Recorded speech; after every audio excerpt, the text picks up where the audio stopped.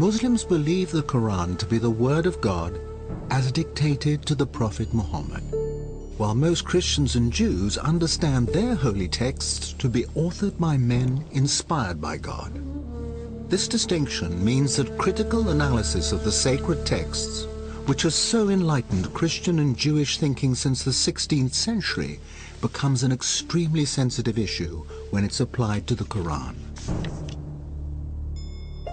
And it doesn't help when those scholars who are making the attempt are largely Western non-Muslims. Can their studies really shed new light on the text and its origins?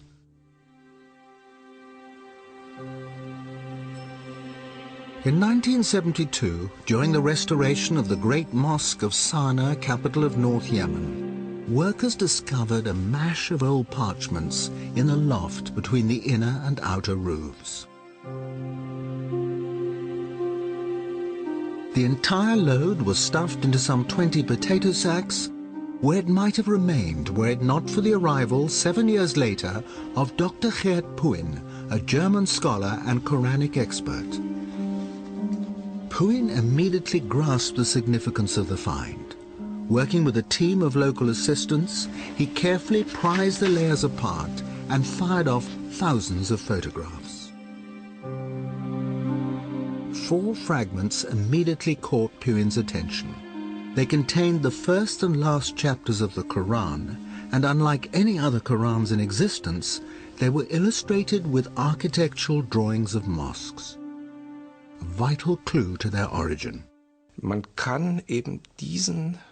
Because of its drawings, because of the art historical context, you can date this Quran very precisely to the time of Al-Walid.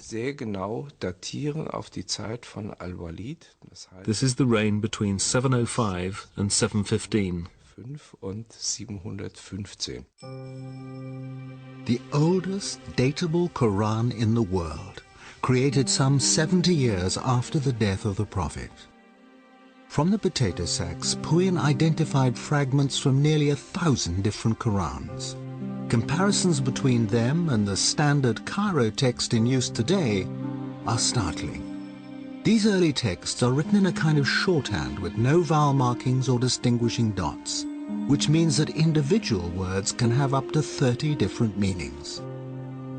Es ist tatsächlich so, dass man durch die schiere Existenz The sheer existence of so many different possible readings would suggest that this text wasn't passed down word for word. Der Text eben nicht wortwörtlich überliefert.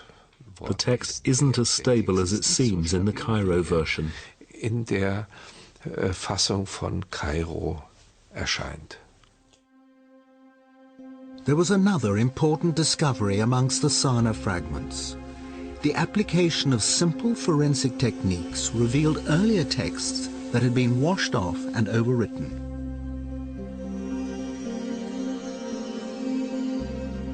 Although the hidden text revealed no contradictory meanings, words had been changed, verses and whole chapters rearranged. If his researches are correct, particularly on dating, it suggests, in fact, that the Qur'an was not a single product, a single entity that was fixed by 650, but actually developed much, much later, hence the overlaying of texts of written materials. None of this phases Islamic scholars, past and present. They are adamant that the integrity of the text has been preserved through a strong oral tradition, and if differences occur in earlier written versions, they say these are due to regional and colloquial variations of the same words and phrases.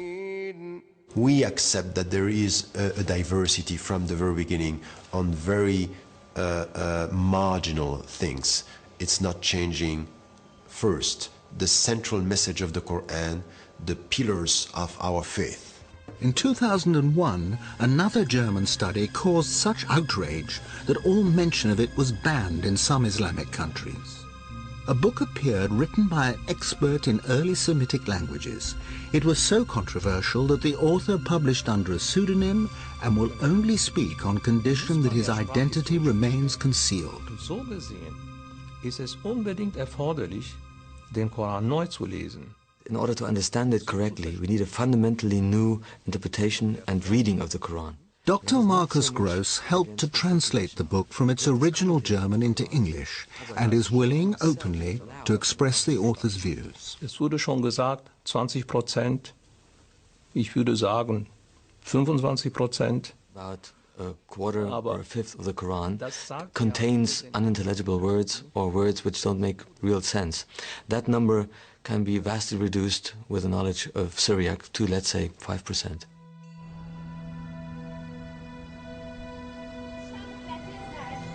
Syriac, or Syrio-Aramaic, had become one of the dominant languages of Christian liturgy by the 3rd century. Christ spoke Aramaic, and it can still be heard in remote Christian communities like this town of Malula in Syria.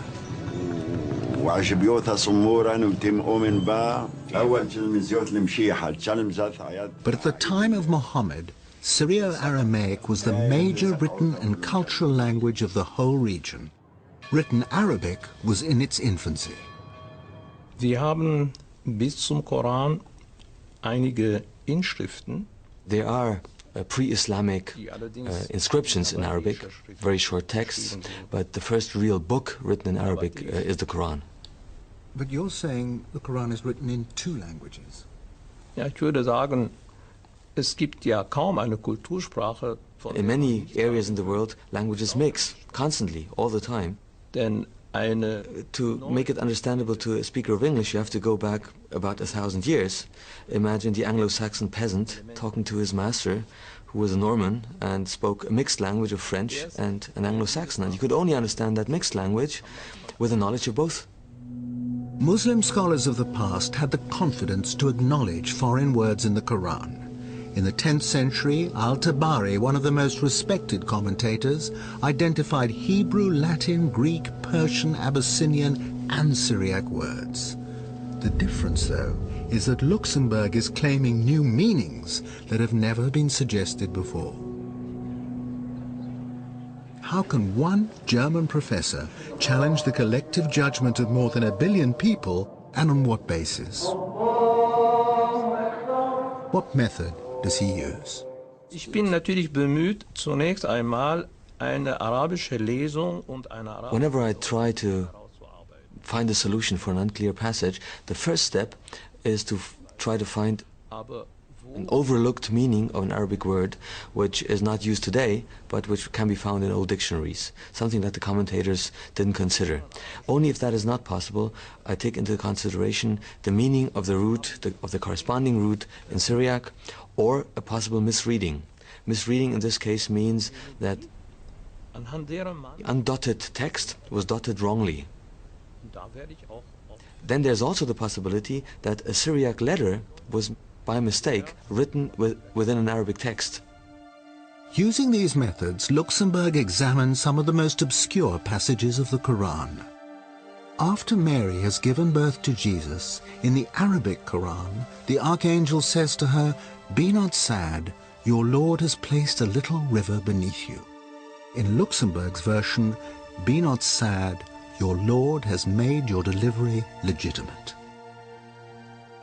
And there are other highly contentious examples. God's command to a skeptic in Arabic, "Look at your food and drink, look at your ass," becomes "Look at your condition and look at your overall state." At the end of the world, the earth steps forward in Arabic. In Syriac, the earth splits open. Plausible to some, but do any of these changes affect the central precepts of Islam? Or is Luxembourg just adding a little poetic color here and there? Was soziale Gepflogenheiten angeht, wie zum Beispiel... It's certainly not key precepts like the existence of God or afterlife, which is challenged by my interpretation, but many everyday customs. One example is the veil. The Quranic verse adduced to prove their position talked about humur, which had to be beaten on the pockets. The sentence was a bit obscure. It's usually rendered that it means cover your head and your cleavage. And if you have a look at the chador, the veil in Iran, for example, that's exactly what is covered.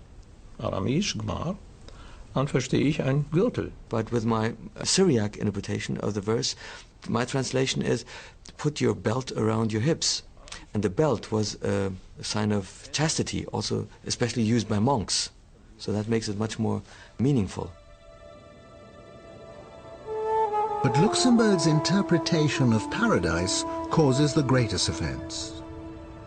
In the Iranian city of Isfahan, there's a 17th century palace built to represent the gates of heaven.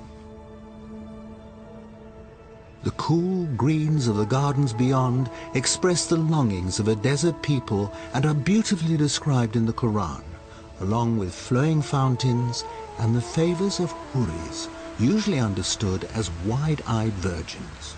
One commentary, but not the Qur'an, even specifies numbers, 72 for each righteous man. But that doesn't sit well with 7 verses of the Qur'an that promise the righteous eternal contentment with their wives. Luxemburg believes he has resolved this contradiction.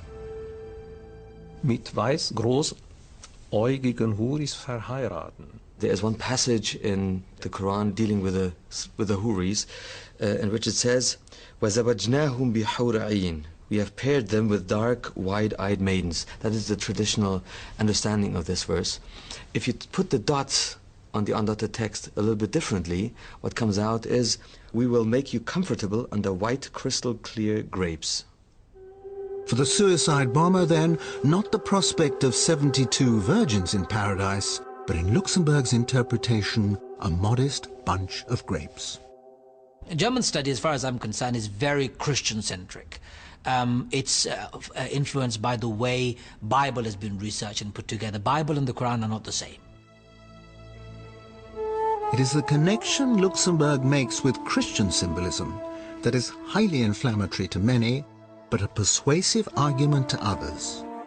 This 5th century fresco in an Egyptian monastery depicts the archangels receiving souls in paradise. Each archangel holds a grape in one hand, and in the other cradles the departed souls, who are refreshed with bunches of grapes. The grape motif is repeated in the vestments of the priests of the Syrian Orthodox Church, all relating back to Christ's promise to his disciples at the Last Supper that he will not drink again of the fruit of the vine until he is reunited with them in his Father's kingdom. If foreign words were in the Arabic dictionary at the time of the Prophet, surely they had evolved into an Arabic meaning. So that particular word, even if it is Syriac, must be understood in the way the Arabs understood them. Not as grapes, but as hur, partners in heaven. I think we all understand that it's symbolic, that we have to go beyond the images and the way we look at the paradise, for example. You know, we are not asked to think of this on, you know, in a literal way. This is what is. We don't know. It's just for us a description of what is going to be beautiful beyond your imagination. Although Luxemburg's work has been called into question by leading academics and is controversial by its very nature, he believes it opens a door, encouraging linguists, archaeologists and historians to use modern tools to throw further light on the text and its context. For some Muslim scholars, that is in the Quranic spirit of free inquiry and no threat to those who are robust in their faith.